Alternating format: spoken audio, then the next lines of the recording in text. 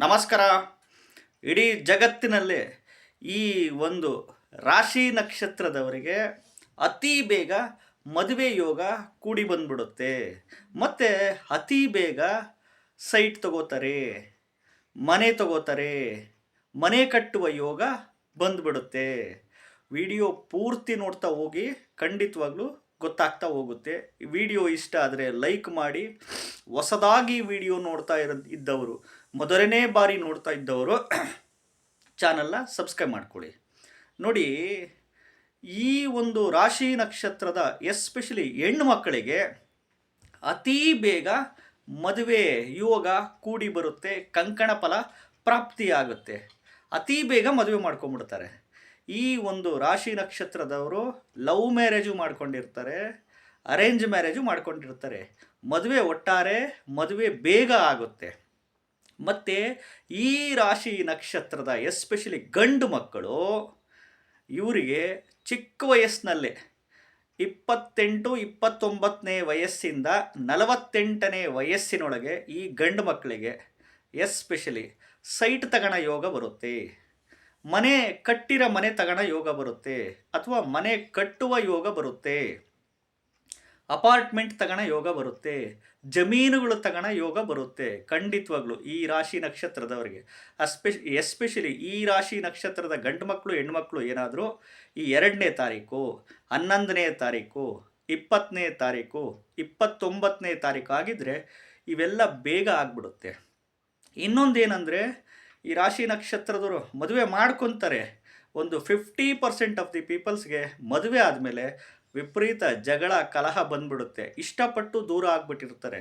ಸಪರೇಷನ್ಸ್, ದೂರ ಡೈವರ್ಸುಗಳಾಗೋದು, ವಿಚ್ಛೇದನ ಮಾಡ್ಕೊಳೋದು, ಅಥವಾ ಗಂಡ ತೀರೋಗಿರೋದು, ಅಥವಾ ಹೆಂಡತಿ ತೀರೋಗಿರೋದು ಆಕ್ಸಿಡೆಂಟ್ಸುಗಳಲ್ಲಿ, ಅಥವಾ ಕಾಯಿಲೆಗಳು ಬಂದು 2ನೇ ಮದುವೆ ರಿಲೇಟೆಡ್ಸ್ ಆಗಿರೋದು ಖಂಡಿತವಾಗ್ಲೂ ಈ ರಾಶಿ ನಕ್ಷತ್ರದವರಿಗೆ ಇದ್ದೇ ಇರುತ್ತೆ.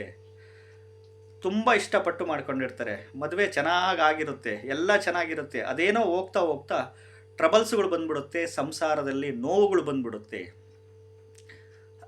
ಯಾಕೆಂದರೆ ಮತ್ತೆ ಈ ರಾಶಿ ನಕ್ಷತ್ರದವರು ಅತಿ ಬೇಗ ಸೈಟು, ಮನೆ, ಭೂಮಿ ಮಾಡ್ಕೊಳ್ತಾರೆ.